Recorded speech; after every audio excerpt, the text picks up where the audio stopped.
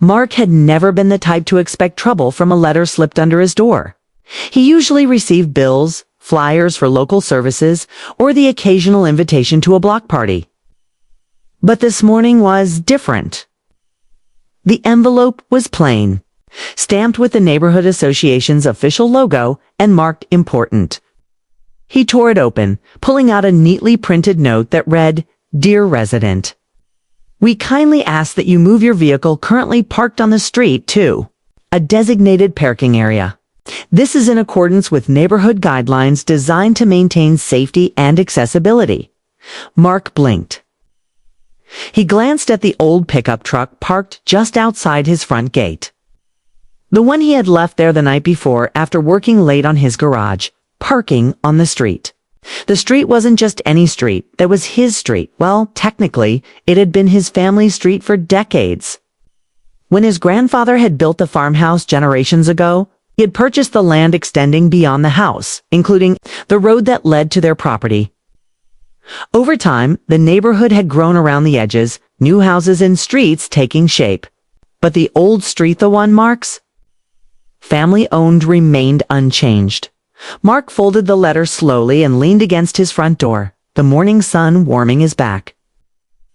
He had never received any notices about parking before, not in all the years since his family moved in. Sure, the neighborhood association was active sending newsletters, organizing cleanups, and hosting events, but they had always respected the boundaries around his property.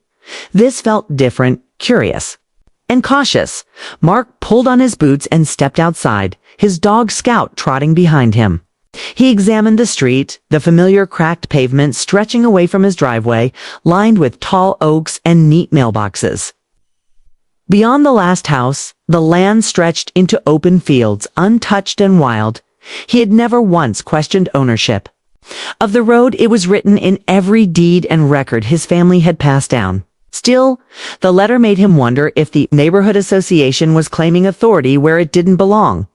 Mark wasn't about to move his truck just because of a vague note. Inside, he booted up his computer and started searching public records online. County maps, property deeds, and tax documents appeared on the screen, confirming what he'd always known. The road was private property, part of his family's land. It was recorded clearly in the county archives. But why now? Why the letter? Frowned. He reached for his phone and called the association's office number printed at the bottom of the letter.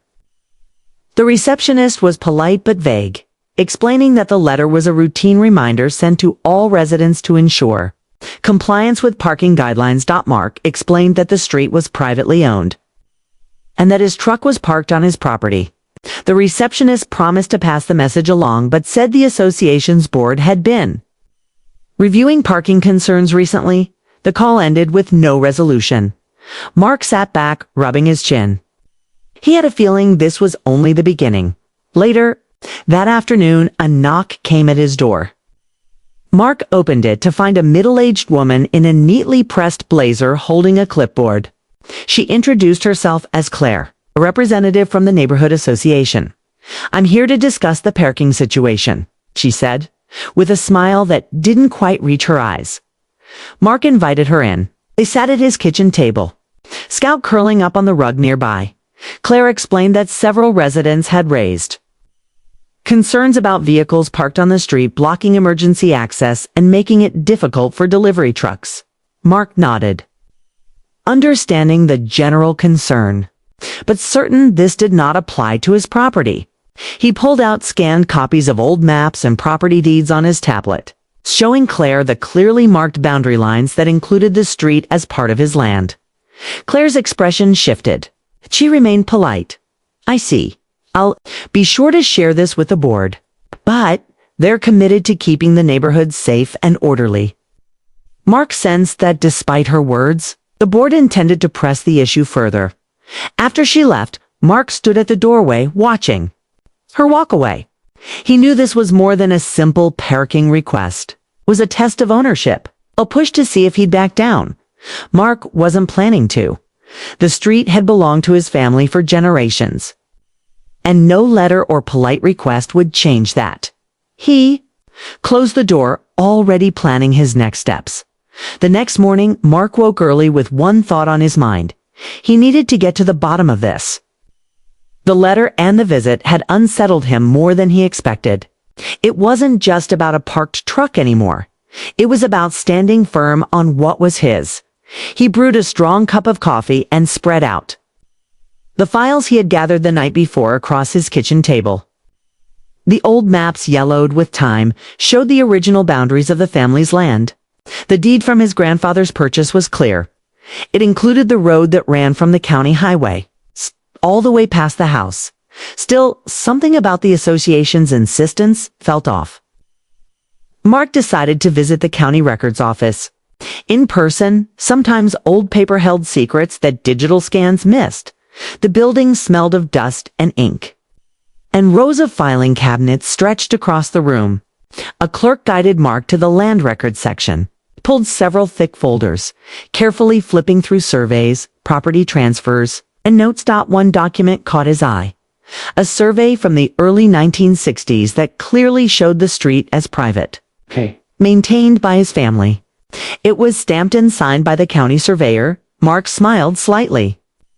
But the deeper he dug, the more complicated the story became.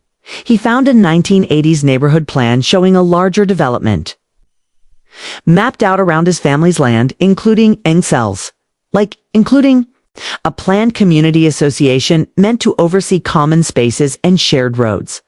But crucially, map left his street off the association's boundaries. It seemed that while the neighborhood had grown, Mark's family street had remained separate.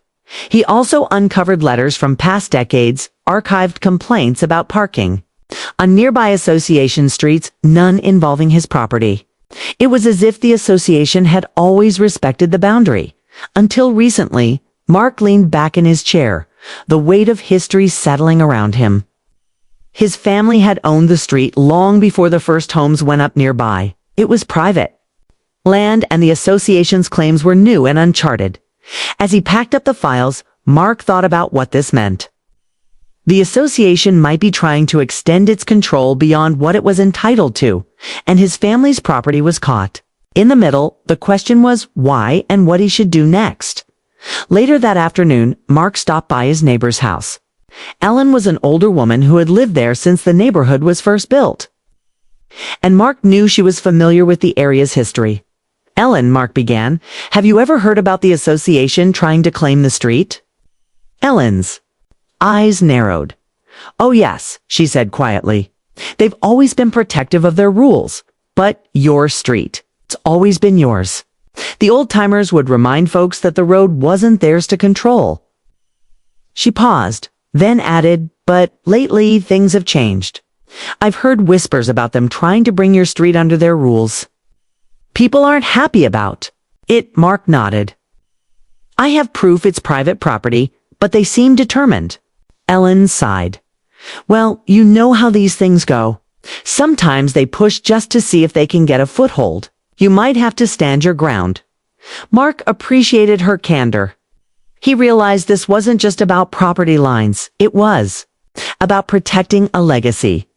Back at home, Mark called his sister Claire, who handled the family's legal paperwork. He shared what he'd found and asked if she could help look over the documents. Claire was thoughtful on the phone. "It sounds like you have a strong case," she said. "But the association might try to pressure you.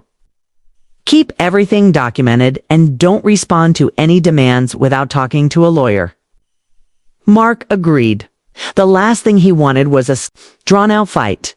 But he was prepared to defend what was rightfully theirs.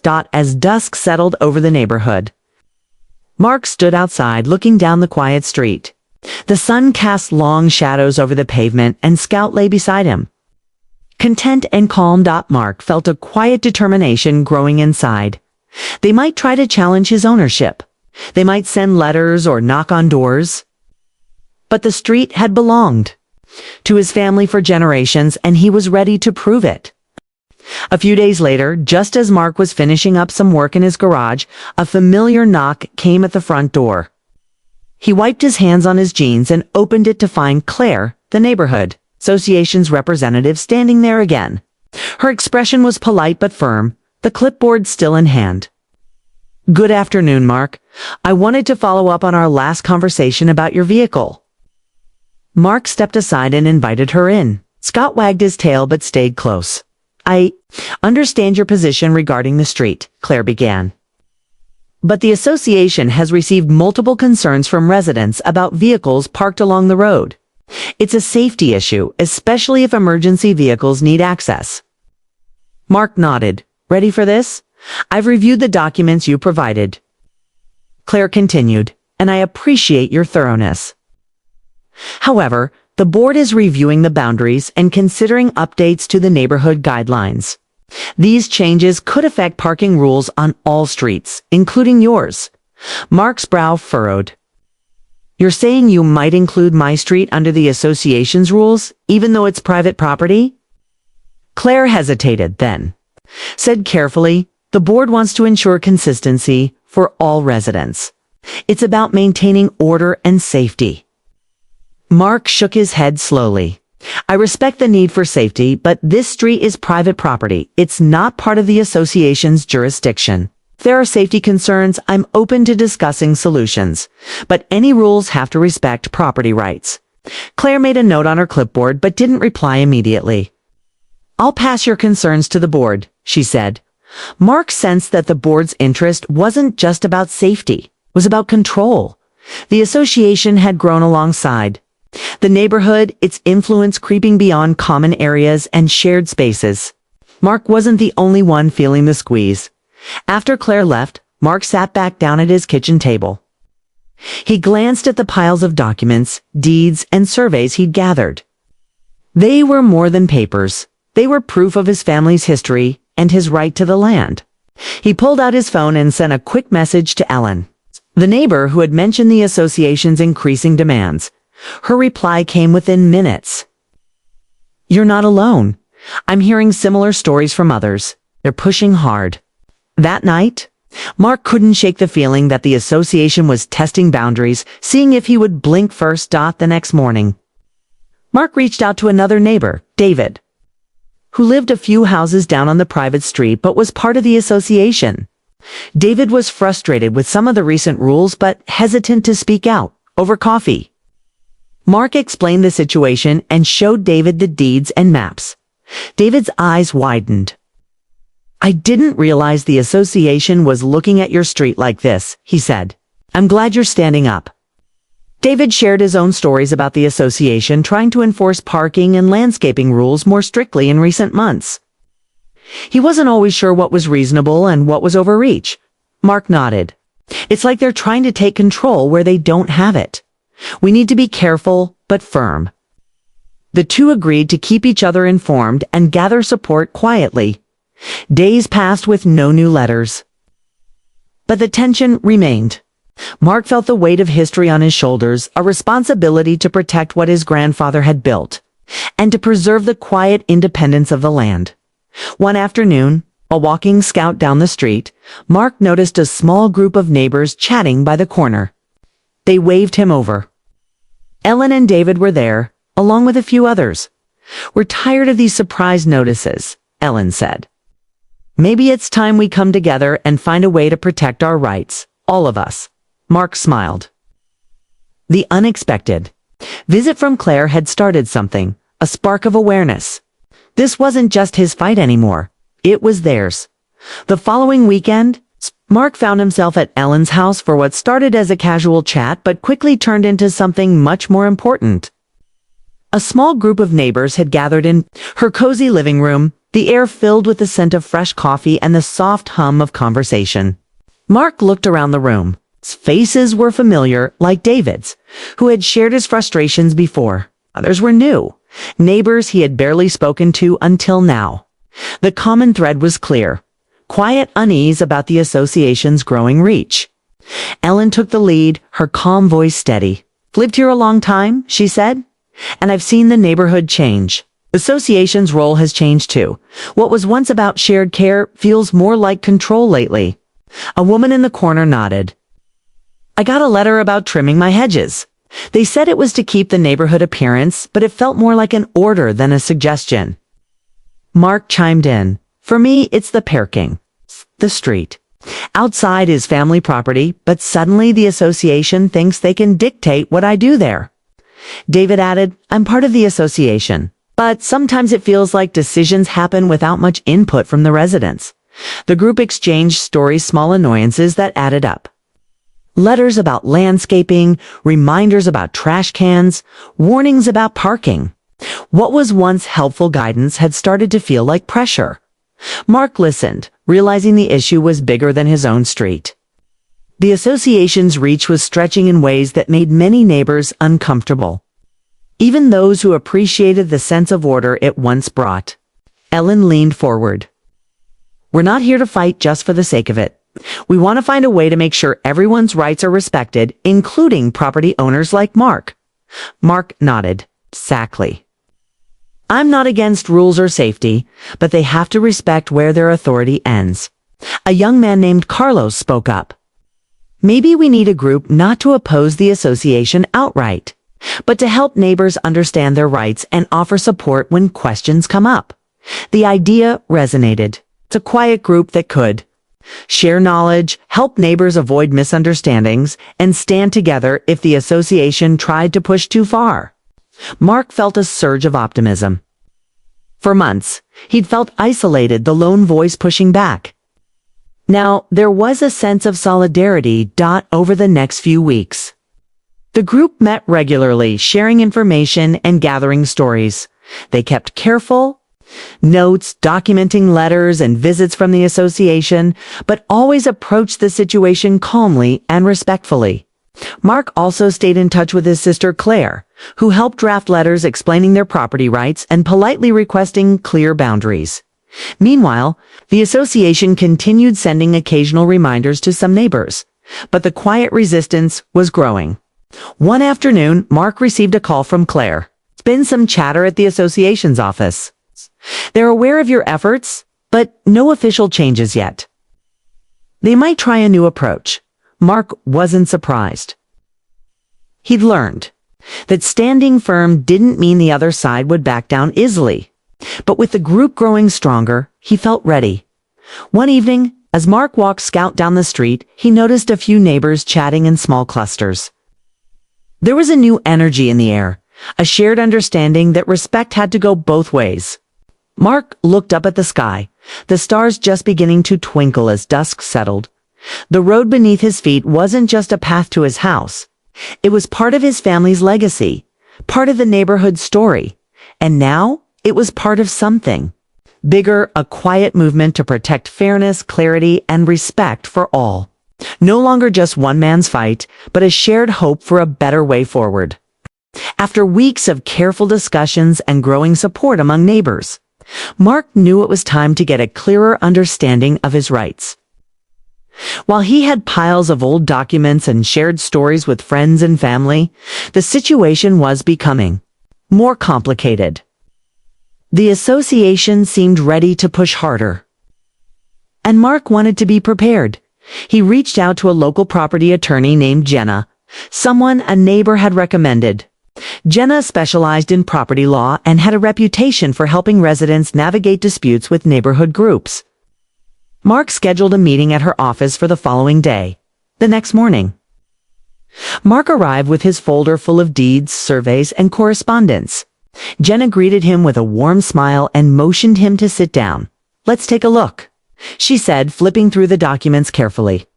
Mark explained the situation from the beginning. The letter about his parked truck, the visit from the association representative, and the group of neighbors who are also feeling pressure from new rules. Jenna listened thoughtfully. Your ownership of the street seems clear, she said. The deeds and surveys you have are solid evidence that the road is private property belonging to your family. Mark felt a wave of relief, but Jenna continued. The association may try to challenge your position in various ways. Sometimes these groups push limits, hoping owners won't push back. That's where knowing your rights and being prepared is crucial. She explained the concept of jurisdiction, how associations generally only have authority over shared or common areas defined in their governing documents. If a street or land is privately owned and not part of their jurisdiction, their rules Don't apply. Jenna pulled out a notebook and started outlining possible next steps. First, keep everything documented. Any letters, emails, or visits. K. Respond politely but firmly when needed, clearly stating your ownership and your willingness to cooperate within those limits. Mark nodded, jotting down notes. If the association tries to enforce rules on your private property, you have the right to contest it. That could mean formal letters, mediation, or, if necessary, legal action. But hopefully, it won't come to that. Jenna emphasized the importance of communication. Sometimes a calm and clear explanation can resolve misunderstandings before they escalate. Mark appreciated her practical approach. They also discussed how Mark could support neighbors who felt pressured but weren't sure what to do. Jenna suggested sharing educational resources about property rights and association limits. Knowledge is power, she said with a smile. Helping your neighbors understand their rights will build strength for all of you. Before he left, Jenna handed Mark a draft letter he could use to respond to the association's demands. A letter that politely but firmly explained his ownership and asked the board to respect those boundaries. As Mark drove home, a weight of uncertainty lifted slightly. He still expected resistance, but now he had a plan and a legal expert in his corner. Back at his kitchen table, he shared Jenna's advice with the group of neighbors he had been talking to. They were eager to learn, and some even volunteered to help gather documents and share their own stories. Mark felt the power of unity growing. That evening, a scout lay curled at his feet. Mark drafted his response to the association using Jenna's template. He kept the tone respectful but clear, emphasizing cooperation within proper boundaries before sending it. He took a deep breath and thought about the road outside, the one his family had cared for. Over generations, he wasn't just protecting a piece of land. He was protecting a history, a way of life, and a sense of fairness. And now more than ever, he felt ready to stand firm with the support of his neighbors and the guidance of an expert. No matter what the association tried next, Mark knew he wouldn't face it alone. A few days after sending the letter drafted with Jenna's help, Mark was already feeling the tension in the air. It wasn't just about the letter, it was about the message he was sending. He wouldn't be pushed around. The morning arrived with a calm that masked the undercurrent of anticipation. Mark checked his mailbox early and found a thick envelope. From the association, he opened it carefully, scanning the letter inside. The tone was surprisingly different from before. Polite, yet firm. The board acknowledged receiving Mark's response and the documentation he provided. They also mentioned that the board had reviewed their boundaries once again and recognized that the street was not within the association's jurisdiction. But there was a catch. The letter went on to explain that while they respected property lines, the board encouraged cooperation to maintain safety and convenience for all residents, especially regarding vehicle parking and emergency access. Mark frowned. Reading between the lines, it was a reminder wrapped in diplomacy, a way of saying, we're watching and we want your cooperation. Still, the letter marked a victory. The association was backing off the claim that they controlled the street. Mark shared the letter with a group of neighbors who gathered at Ellen's house that weekend to discuss next steps. There's a fine line here, Ellen said thoughtfully. They're backing down officially, but they want cooperation. It's normal in neighborhoods, but it's important we don't lose sight of our rights. David added, we don't want conflict, but we also don't want to be bullied into following rules that don't apply. Mark nodded. We need to keep lines of communication open, but be clear about boundaries. The group agreed to continue documenting any future communications and to support each other if the association tried to push again.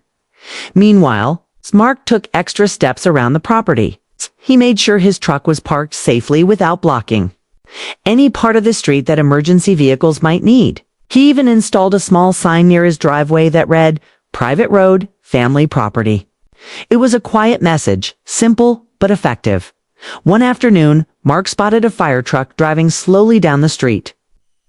The driver waved and Mark waved back, knowing the vehicle had no trouble passing. That was the kind of cooperation he wanted. To encourage over the next few weeks, life settled into a new rhythm. The association sent occasional newsletters and reminders about general neighborhood events. But the aggressive parking letters stopped. Mark felt a sense of calm returning. But he remained vigilant. He kept in close contact with Jenna, sharing updates and seeking advice. One afternoon, Jenna called with a new suggestion. "Mark, I've been thinking about ways to strengthen your position. Have you considered formalizing your street status as a private road with clear signage and perhaps even a posted agreement? That can help avoid future confusion." Mark liked the idea. It would create a visible reminder that the street was private and that association. Rules didn't apply. He discussed it with the neighbors, and they agreed to collaborate on a simple plan to mark boundaries clearly, both for residents and visitors. Over the following days, Mark and a few neighbors installed tasteful signs at key points along the road. They also printed flyers explaining the history of the street and the property rights involved, distributing them to new residents nearby. The association board took notice but did not protest. Mark's measured approach had made it clear that he knew his rights and was willing to defend them, but he was also committed to maintaining peaceful relations. That balance was important. One evening, as Mark sat on his porch watching Scout chase fireflies, he reflected on how far things had come. What had started as a surprise letter demanding he move his truck had grown into a community effort to protect fairness and respect. Mark smiled, feeling the pride that came with standing firm. Not just for himself, but for his family, neighbors, and the legacy of the street they all cared about. And as the fireflies flickered in the fading light, he knew this was just the beginning of a new chapter. One where knowledge, unity, and respect would guide the way forward. For a while, things seemed to settle. The association had stepped back from their previous demands, and the neighborhood felt more at ease. Mark continued his quiet watch over the street, keeping the signs maintained and staying in touch with neighbors about any new developments. But as the saying goes, peace is sometimes only a pause before the next storm. One morning, Mark received a call from David, his neighbor. "You might want to come over. Something's going on with the association's board meeting last night." Curious and a bit wary, Mark grabbed Scout's leash and headed down the street. David greeted him at the door, looking concerned. "The board's talking about a new proposal to extend some of their guidelines to areas outside their original boundaries. They're calling it a neighborhood safety and aesthetics plan." Mark frowned. "Sounds like they're trying to claim control again." David nodded. "Exactly. They want to bring the street under those rules, parking, landscaping, all of it. They're framing it as helping the neighborhood, but it's really about extending their reach." Mark felt the familiar tension rising. The association wasn't backing down permanently. They were testing the waters again, hoping the community might be too tired to push back this time. That evening, Mark called Claire and Jenna to discuss the situation. Claire suggested attending the upcoming board meeting to speak directly. Jenna recommended gathering more neighbors to attend as well. The next week, Mark helped organize a group to attend the association's meeting. They prepared statements, explaining their ownership, their efforts to maintain safety, and their commitment to respectful cooperation, but on their own terms. When the night of the meeting arrived, the room was packed. Several neighbors spoke up, sharing their concerns about the proposal. Mark took the floor near the end. "I want to be clear that we support safety and the well-being of this neighborhood. But my street is private property, and the association's rules don't apply here. We're happy to work together where appropriate, but boundaries matter." The board members listened, some nodding, others looking uneasy. After a lengthy discussion, the board agreed to postpone any decision until they reviewed the legal documents and community feedback. Mark and the neighbors left feeling cautiously optimistic. In the days that followed, Mark and the group continued their efforts. They wrote letters to the board, shared information with neighbors, and encouraged everyone to stay informed. The association's leaders seemed more careful now, aware that the community was united and knowledgeable. Still, Mark knew this was a long road. Control over land and rules often stirred strong feelings, and the line between cooperation and overreach was thin. But with each step, Mark felt more confident. The group wasn't just pushing back. They were building something stronger. A neighborhood where respect and clear boundaries mattered. One afternoon, while working on a fence along the edge of the property, Mark's phone buzzed. It was a message from Ellen. Good news, the association dropped the proposal. For now. Mark smiled and replied, thanks to everyone standing together. As Scout chased a butterfly nearby, Mark looked down the street. It wasn't just a road anymore. It was a symbol of community, strength, and respect for history. And Mark was ready for whatever came next. With the association's proposal officially shelved, a quiet wave of relief swept through the neighborhood. Mark and the group had not only protected their rights but also sent a clear message. They were informed, united, and ready to stand their ground. But Mark knew this wasn't the end of the story. It was more of a milestone, proof that persistence, respect, and preparation could hold back unwanted pressure. Over the following weeks, the group decided to formalize their alliance. They created a simple neighborhood council, not to compete with the association, but to provide a platform for residents to communicate, share concerns, and support one another. Mark was elected as one of the council's coordinators. Their goal was straightforward: promote understanding of property rights, encourage friendly cooperation, and preserve the unique character of their street. One sunny afternoon, Mark hosted a small gathering at his ranch. Neighbors came together, with food, laughter, and stories. A celebration not just of property, but of community spirit. As Scout played with the kids nearby, Mark looked around and felt a deep sense of satisfaction. The struggles of the past months had brought people closer, turning tension into trust. Claire, now more of an ally than an adversary, stopped by to chat. You handled this with grace, she said. It's good to see neighbors working together. Mark smiled. It wasn't easy, but standing up for what's right matters. And it's better when we all listen. He knew that the association might still raise issues from time to time, but the balance had shifted. This wasn't about confrontation anymore. It was about mutual respect. Mark also took extra steps to preserve his family's legacy. He digitized old records, mapping the history of the property and street. He planned to share these stories with neighbors and future generations, reminding everyone of the land's roots and the importance of honoring boundaries. One evening, as the sun dipped behind the hills, Mark sat on his porch with Scout by his side. The road stretched out quiet and peaceful, a ribbon of history and home. He thought back to the day the letter arrived, demanding he move his truck, how that moment sparked a journey of discovery, challenge, and connection. Mark understood now that owning the street wasn't just about holding a deed. It was about stewardship, community, standing firm when it mattered most. The road belonged to him and to the neighbors who respected it, and together, they would keep it that way.